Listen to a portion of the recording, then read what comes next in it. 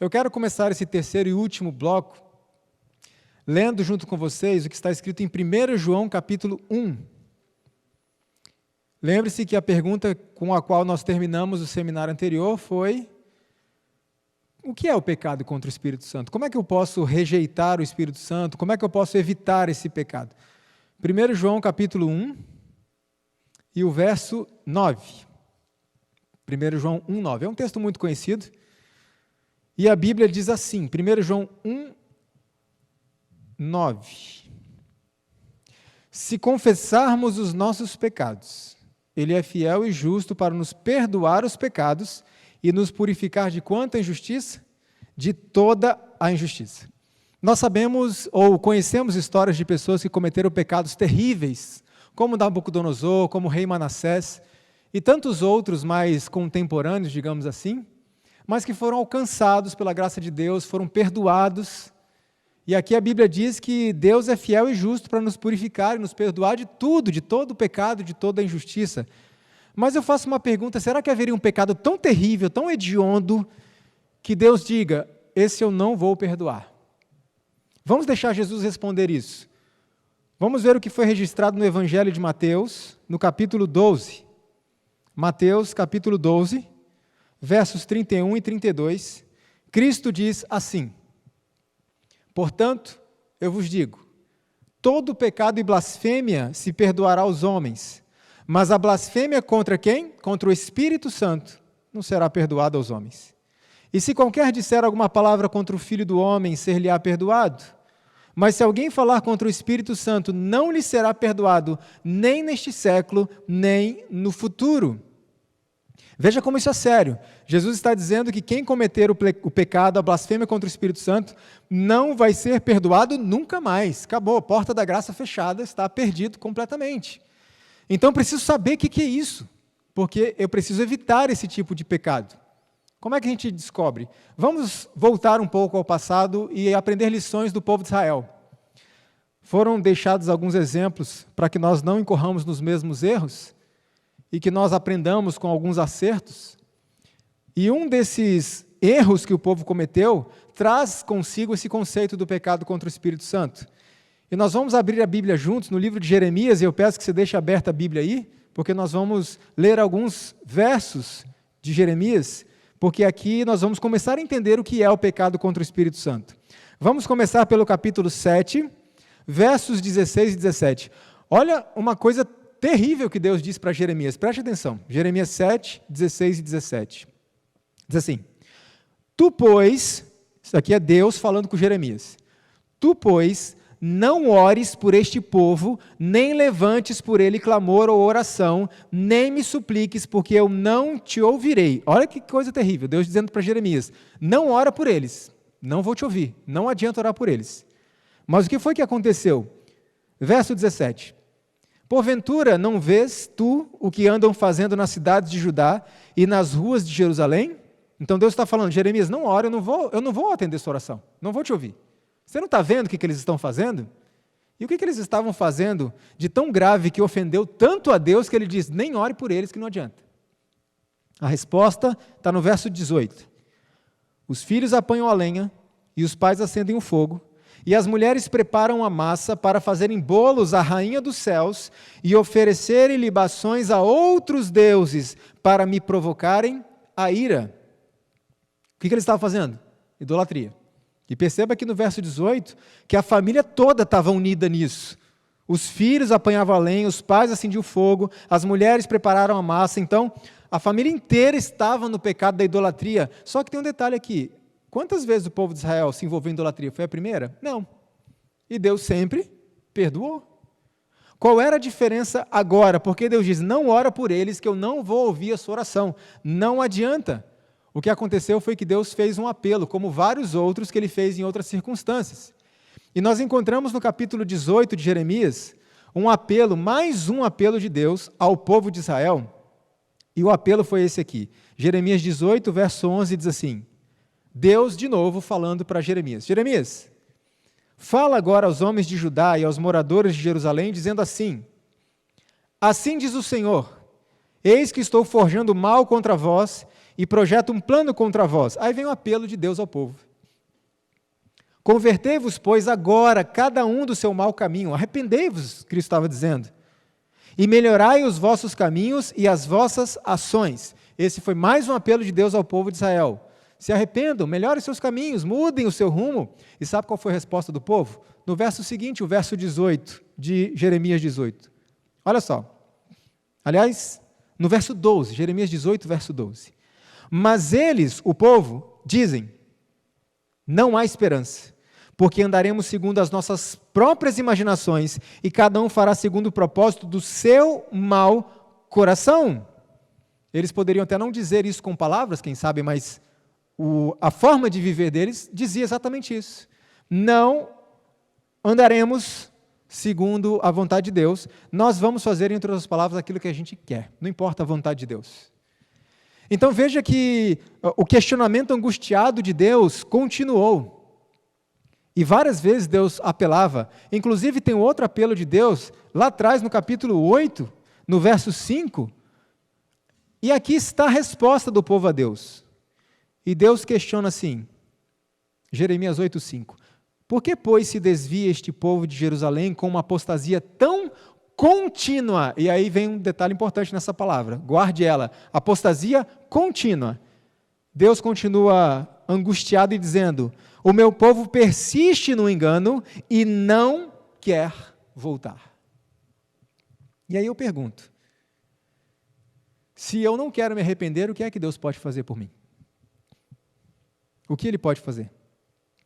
Se eu não quero perdão, não quero salvação, não quero arrependimento, não quero nada disso, não quero a vontade de Deus, o que Ele pode fazer por mim? Deus, Ele é todo poderoso. Mas nós podemos dizer que Deus não pode fazer tudo. Existe uma coisa que Ele não pode fazer, é te obrigar, te forçar a alguma coisa. Então, se eu não quero arrependimento, como o povo disse, não adianta, a gente não quer, a gente vai continuar fazendo o que o nosso coração mandar. Já ouviu isso em algum lugar? Siga o seu coração. E a Bíblia diz, o coração é enganoso, então segue para você ver o que acontece. E o povo disse isso, não, a gente vai continuar seguindo o próprio coração, a gente vai fazer o que a gente quer fazer. O que Deus pode fazer por uma pessoa que não quer o perdão, não quer a reconciliação, não quer a salvação, não quer o arrependimento. Por isso o irmão White resume essa questão num texto em que ela diz o seguinte, quero dirigir estas linhas aos que têm tido luz. Veja, a mensagem é para aqueles que tiveram luz e aos que têm tido privilégios, aos que têm recebido advertências e apelos, mas não têm feito decidido esforço, veja, requer esforço para entregar-se completamente a Deus. Desejo advertir-vos para que tenhais receio de pecar contra o Espírito Santo, ficando então entregues aos vossos próprios caminhos, caindo em letargia moral e nunca mais obtendo perdão. Por que consentiríeis em continuar sendo educados na escola de Satanás e seguir uma linha de procedimento que torne impossível o arrependimento e a reforma? Por que resistir às propostas da misericórdia? Por que dizer, deixe-me em paz, até que Deus seja compelido a satisfazer o vosso desejo, porque quereis que seja assim? Os que resistem ao Espírito de Deus pensam que se hão de arrepender algum dia no futuro, quando estiverem preparados para dar um passo decisivo em direção à reforma. Mas o arrependimento estará então fora de seu alcance. As trevas dos que recusam andar na luz, enquanto a luz está com eles, serão proporcionais à luz e aos privilégios concedidos. Ninguém precisa considerar o pecado contra o Espírito Santo como coisa misteriosa e indefinível. E aí ela traz a definição. O pecado contra o Espírito Santo é o pecado de persistente recusa de atender aos convites para arrependimento. Nós percebemos então que o pecado contra o Espírito Santo não é um ato, mas um processo. Lembra do texto que nós lemos? O povo de Deus estava numa apostasia contínua. O Espírito Santo fala, eu rejeito. O Espírito Santo então fala um pouco mais baixo. Aliás, não é ele que fala mais baixo, eu que perco a capacidade de ouvi-lo. E então a voz dele é mais baixa.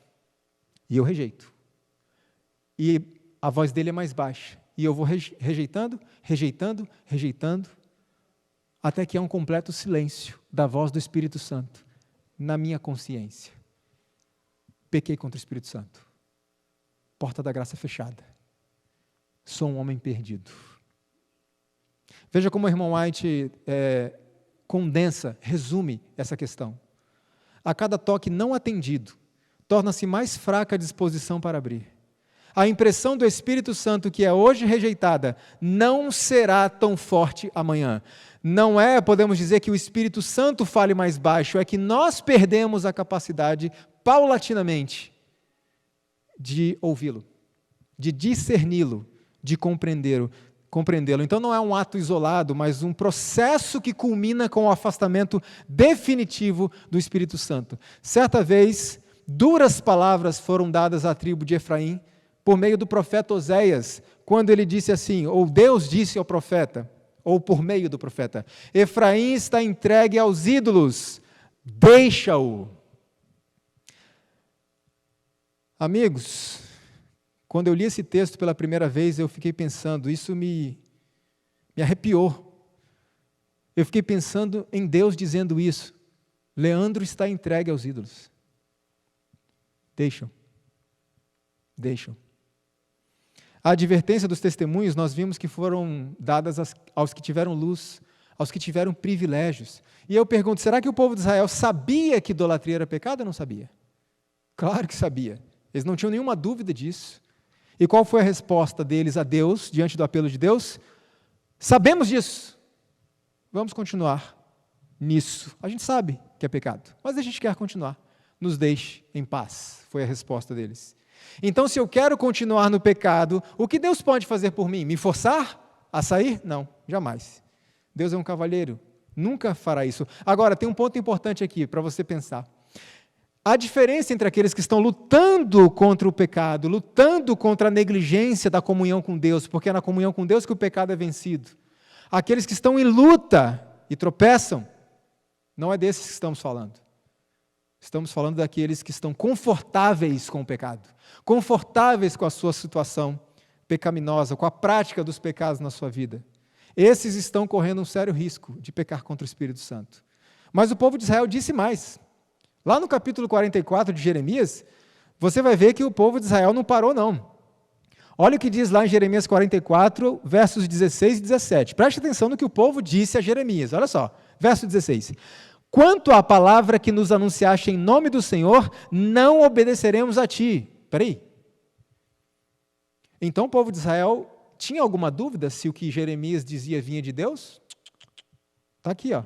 Quanto à palavra que você, Jeremias, nos anunciou em nome de Deus, a gente sabe que é de Deus, não obedeceremos a ti. E aí vem o verso 17, que é muito triste, diz assim, mas certamente cumpriremos toda a palavra que saiu da nossa boca, queimando incenso à rainha dos céus e oferecendo-lhe libações, como nós, nossos pais, nossos reis, nossos príncipes, temos feito na cidade de Judá e nas ruas de Jerusalém.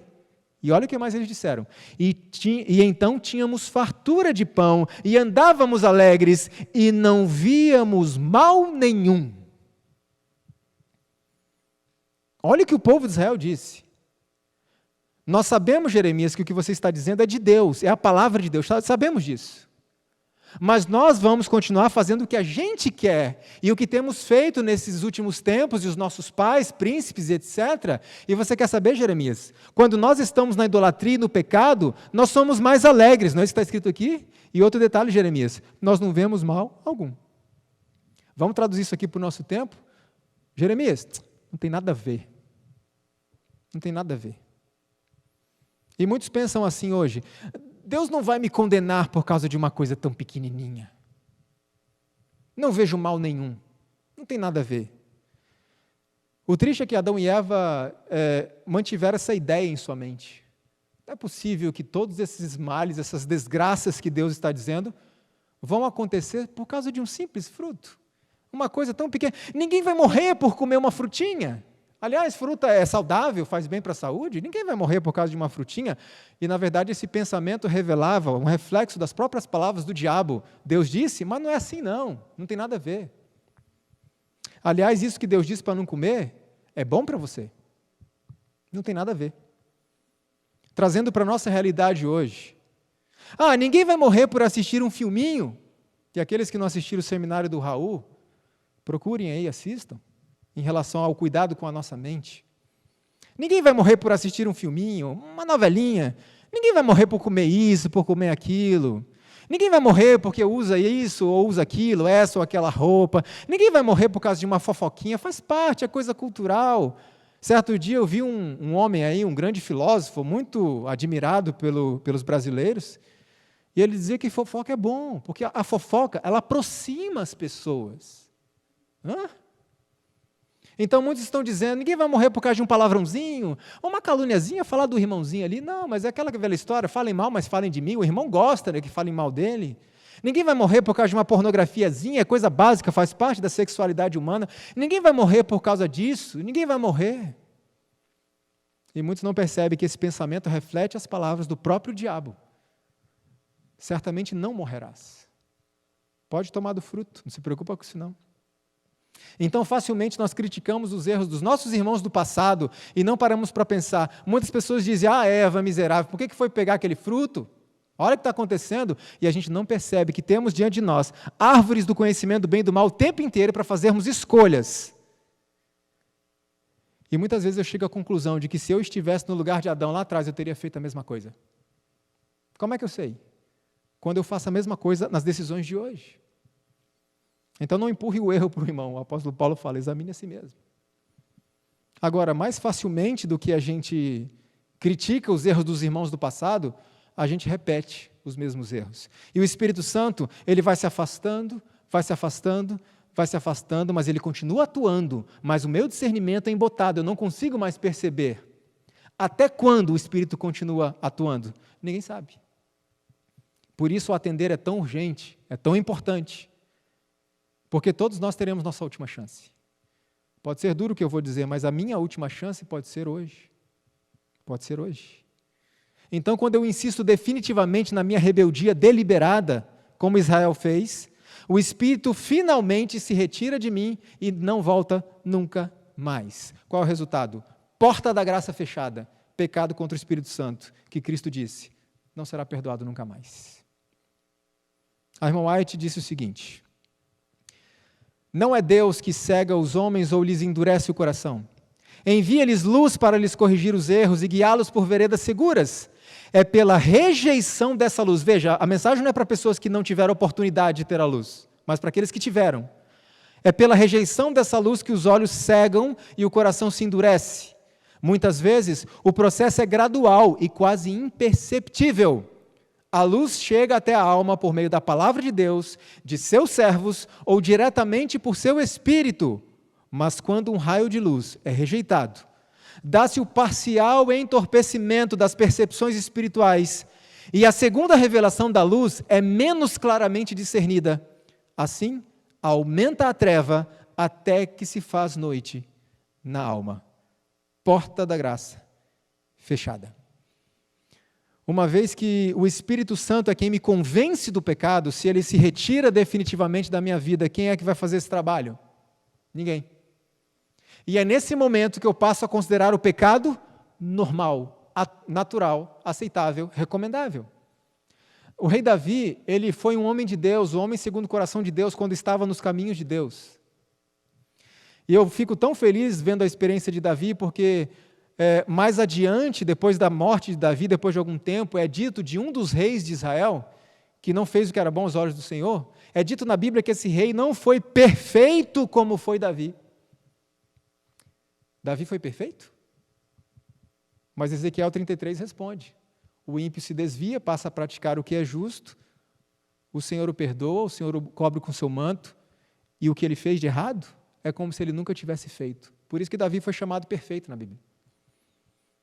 Só que Davi, certa vez, tomou consciência do seu pecado, Natan teve que dar um empurrãozinho ali para ele se tocar, e Davi então ficou preocupado com uma coisa, e ele fez uma oração, uma bela oração que se encontra no Salmo 51, e entre as coisas que Davi disse ali, ele disse o seguinte, veja, Senhor, não me lances fora da tua presença, e não retires de mim o teu Espírito Santo. Davi conhecia o conceito do pecado contra o Espírito Santo.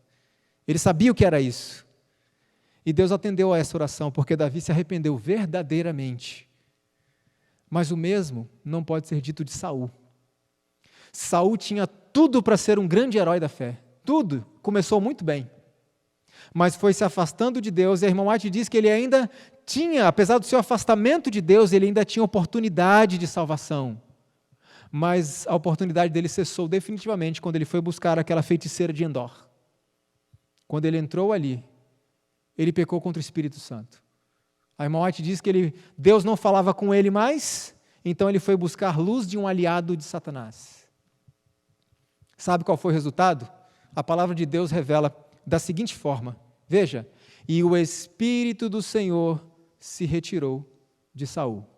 1 Samuel 16:14. Sabe que a mesma coisa tem acontecido com muitos em nossos dias. Eu não quero que aconteça comigo. Veja o que a irmã White escreveu. O Espírito de Deus está se apartando de muitos do mundo. Certo? Errado. O Espírito de Deus está se apartando de muitos do seu povo. É disso que ela está falando, não é das pessoas do mundo. Muitos têm penetrado em caminhos escuros e secretos, e alguns nunca mais retornarão. E eu louvo ao Senhor, porque Ele me dá certeza que ainda há oportunidade para você e para mim. Mas alguns não vão voltar nunca mais. Que tristeza.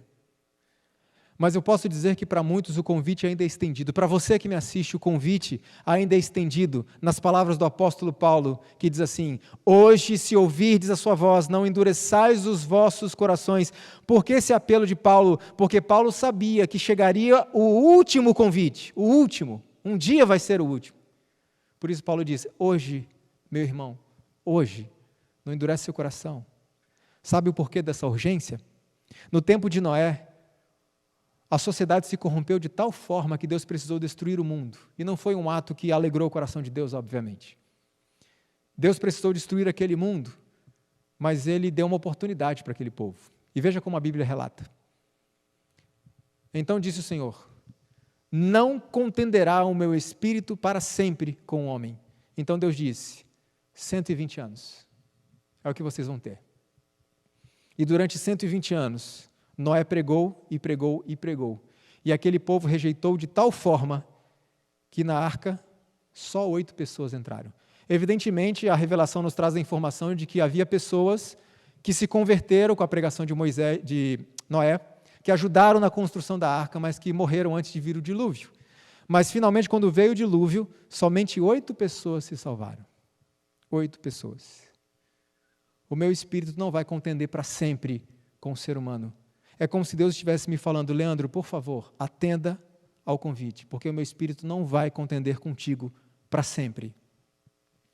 Jesus disse que assim como foi nos dias de Noé, lembra? Seria imediatamente antes do seu retorno, da sua segunda vinda.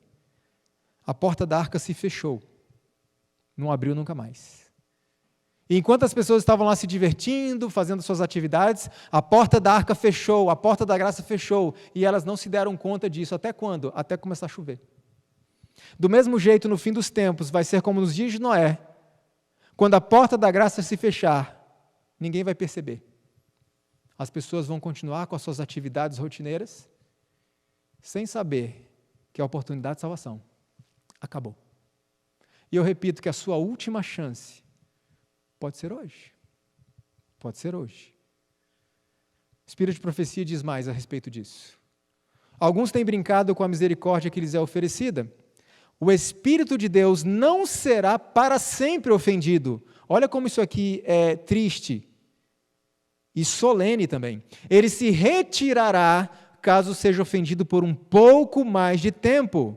Depois de ter sido feito tudo quanto Deus podia fazer para salvar os homens, caso eles mostrem por sua vida, veja, caso eles mostrem por sua vida, não é o que eu digo que conta para Deus apenas, é o que eu faço, o que eu sou, o meu estilo de vida. Com a sua vida que menosprezam a oferecida misericórdia de Jesus, a morte será parte deles, e será uma terrível morte, e compreenderão aí o que perderam, a vida eterna, a herança imortal. Uma vez perdida a preciosa alma, está perdida para sempre. Hoje, se ouvirdes a sua voz, não endureça o seu coração. Diante de tudo que você ouviu nesses dias aqui no congresso e o que você ainda vai ouvir hoje, não endurece o seu coração. Não deixa ser apenas mais um evento de jovens que possa ser um diferencial na sua vida. Ainda há oportunidade, ainda há chance, não há muito tempo para nós. Por isso, esse é o tema, levanta-te.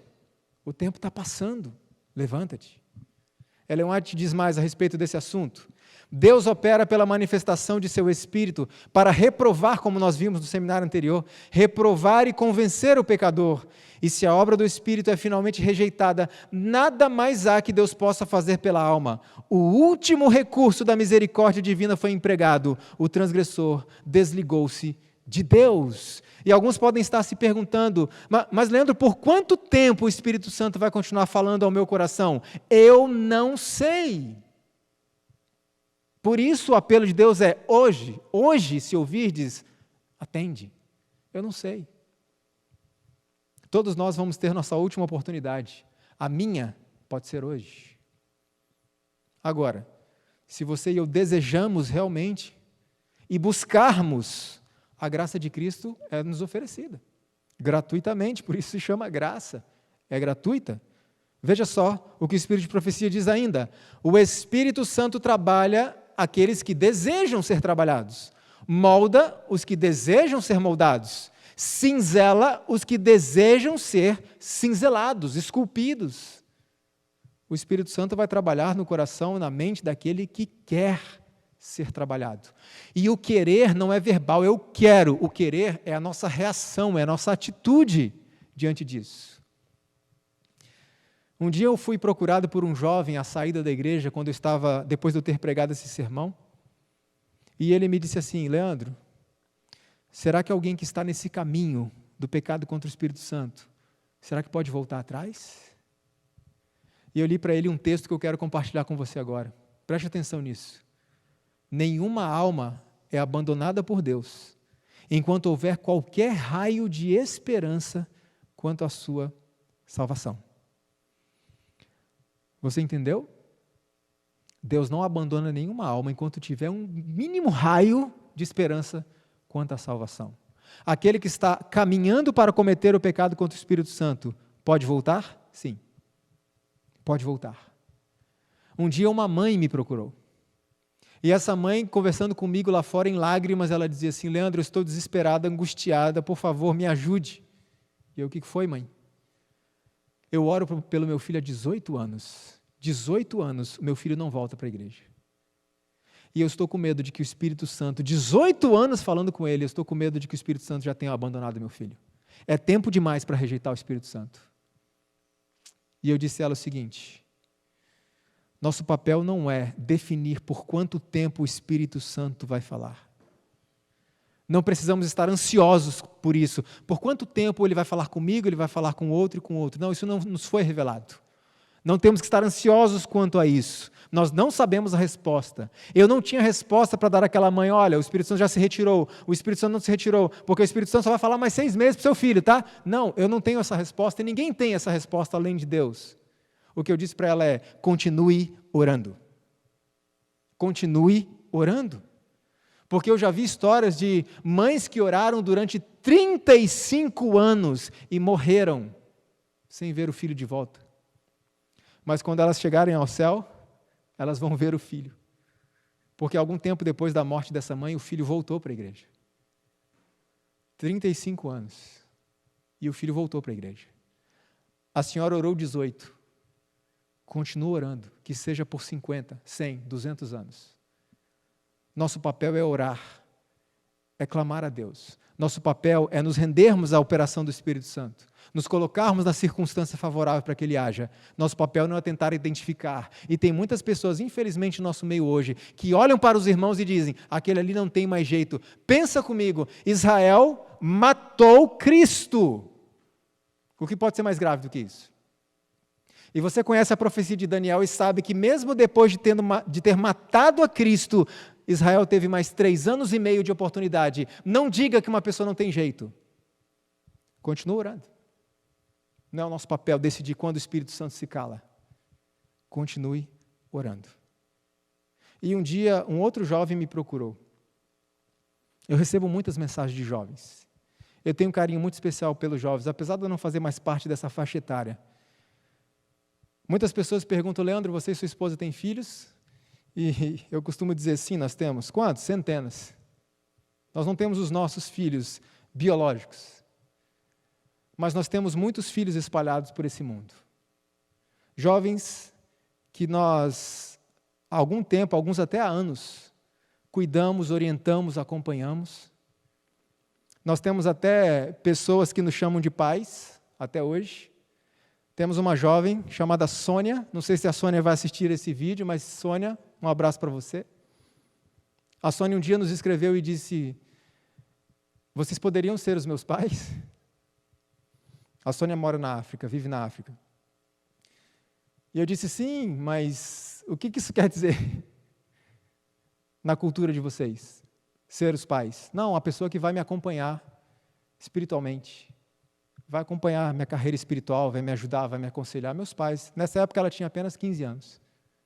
Eu não sei o que uma menina de 15 anos quis com a gente, mas ela queria que fôssemos os pais dela. Alguns dias depois, eu estava ali vendo algumas coisas no Facebook, postando algumas coisas, e eu me deparei novamente com o Facebook da Sônia. E lá estava o perfil dela, Sônia Dalla. Ela colocou nela o meu sobrenome. Então nós temos filhos, muitos filhos. Nós temos um carinho pelos jovens. E um desses jovens me procurou e disse, Leandro, será que o Espírito Santo se retirou de mim?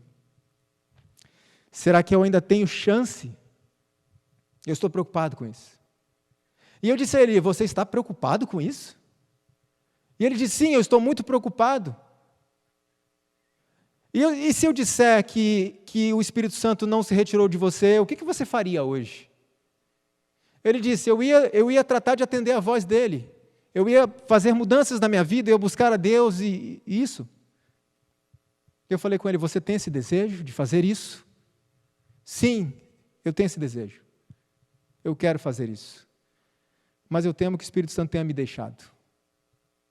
Você está angustiado com isso? Estou. Está preocupado? Estou. E eu disse a ele assim, você não estaria, se não fosse pela atuação do Espírito Santo. Por isso eu posso dizer com convicção, o Espírito Santo não te deixou. Porque é Ele que está produzindo isso no seu coração, na sua mente. Então saia daqui e cumpra a sua promessa. E ele saiu feliz. Saiu feliz.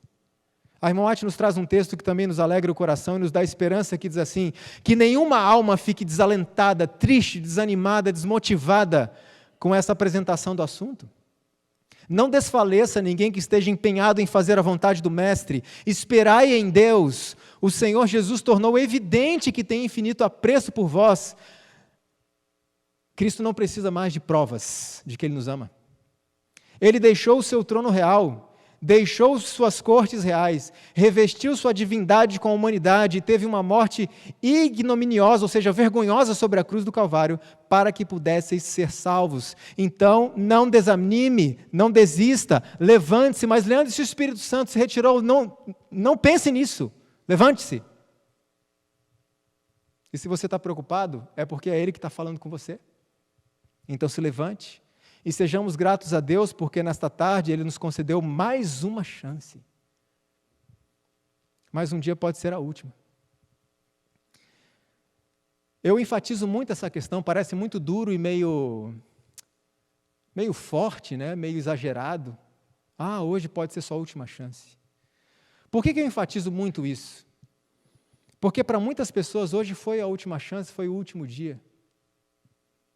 Certa vez havia um casal na cidade de São Paulo, capital, e esse casal estava muito feliz, namorando, iam noivar, já estavam há 3 ou 4 anos juntos.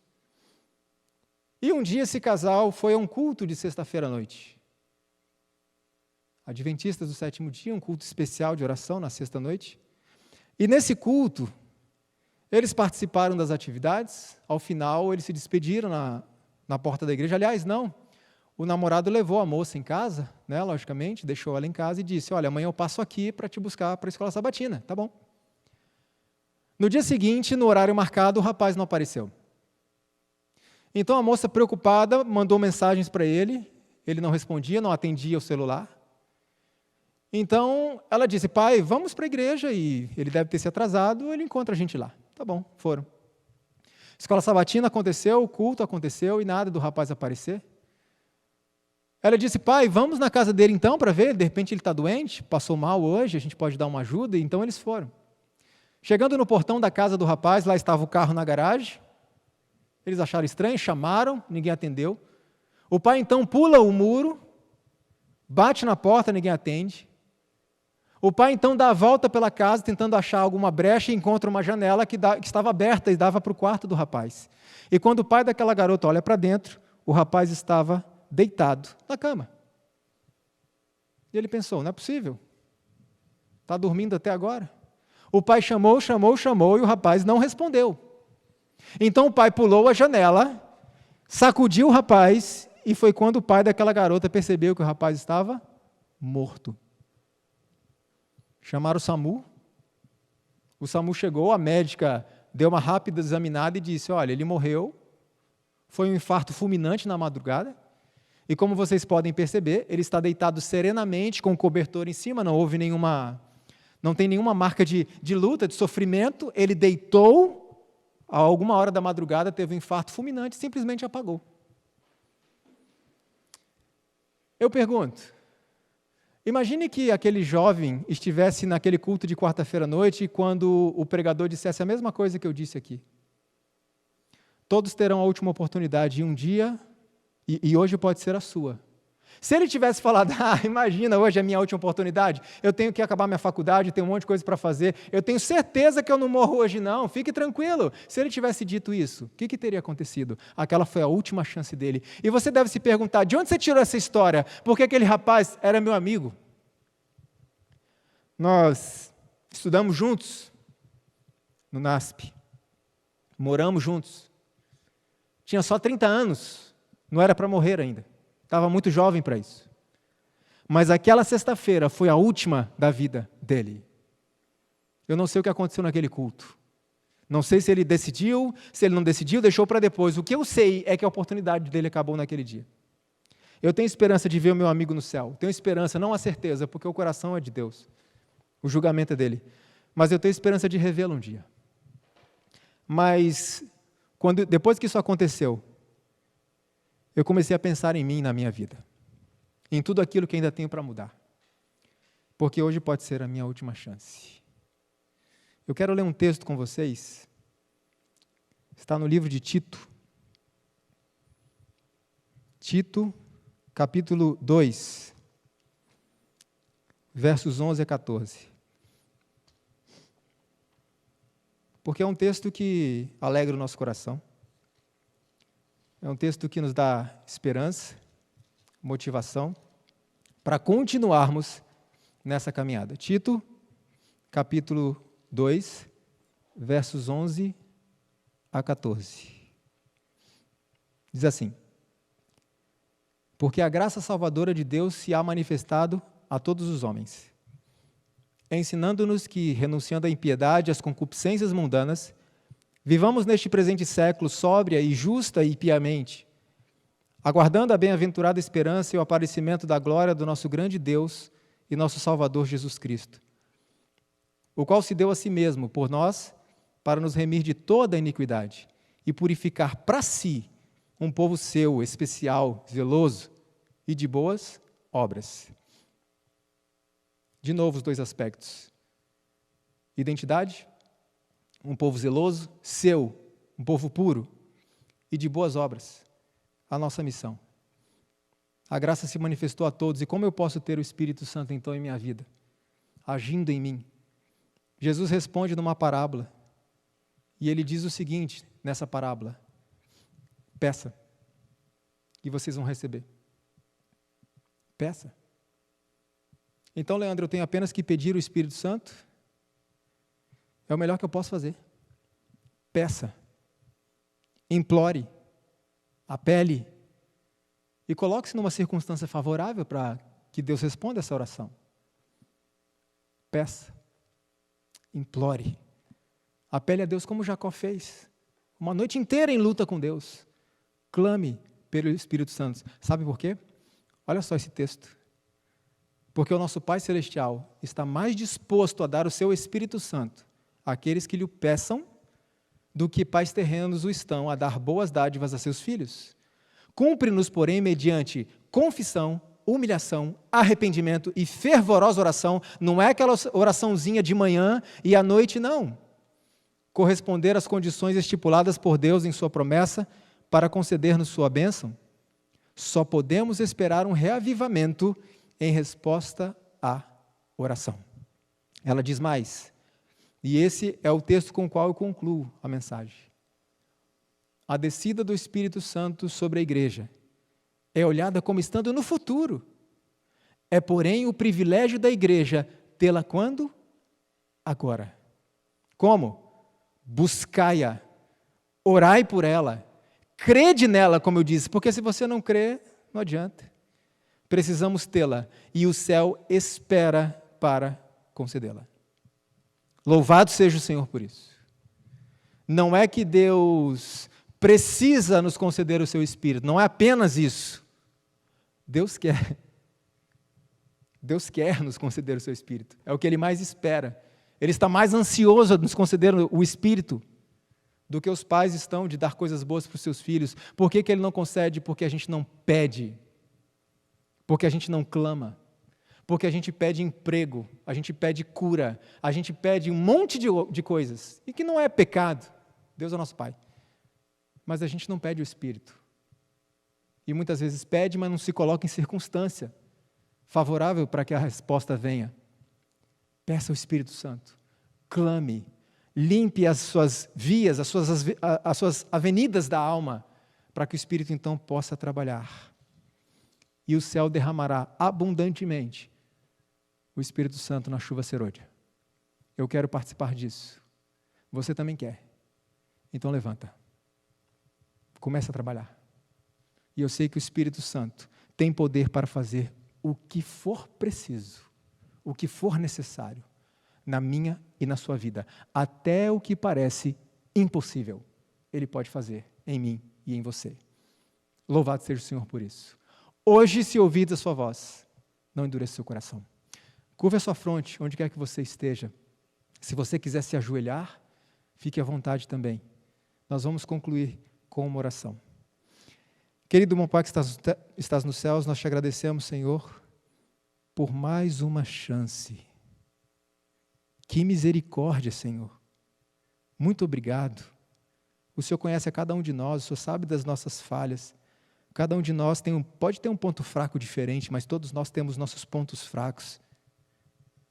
Por isso, Senhor, concede-nos o Teu Espírito Santo, que Ele nos convença dos nossos pecados, que o Espírito Santo nos torne pessoas tão ocupadas examinando a nós mesmos, que não sobre tempo para examinarmos e investigarmos a vida dos outros.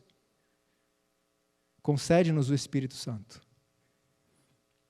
Abençoe, Senhor, esse jovem, essa jovem, e pessoas de outras idades que estão assistindo a gente nesse momento.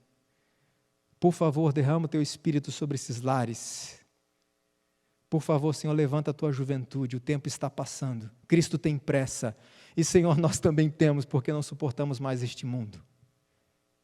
Obrigado porque o Senhor nos concedeu não a esperança apenas, mas a certeza de que Cristo virá para nos tirar deste mundo corrompido, nos levará para passarmos umas férias de 1000 anos na Tua casa, Senhor, enquanto a nossa casa estará aqui sendo reformada. E o Senhor nos prometeu, por meio da inspiração da sua serva Ellen White, que o novo Éden será ainda mais belo do que o primeiro. A gente não faz ideia do que é isso, Senhor. Mas a gente quer ver. Nós não queremos, Senhor, lutar e morrer na praia. E nunca termos a oportunidade de conhecer tudo aquilo que a gente tem estudado aqui nesta terra. Então tem misericórdia de nós e acorda o Teu povo. Levanta os Teus jovens. Perdoa os nossos pecados e dá-nos, por favor, uma nova chance. Continue conosco durante esse dia. Eu quero te pedir desde já a proteção para cada um que nos assiste. Eu quero te pedir a bênção pela liderança do DYC. Que esses jovens, meninos e meninas, tão jovens, Senhor, e decidiram se dedicar a Ti, que eles possam atingir muitos corações neste mundo e levar esses corações a Cristo Jesus. Acima de tudo, nos proteja do orgulho, que Cristo possa estar sempre à nossa frente e sejamos escondidos atrás dele, e que possamos finalmente, como membros, como pastores, como igreja organizada, como ministérios leigos, juntos, unidos, cumprir a nossa missão. Obrigado. Em nome de Jesus. Amém.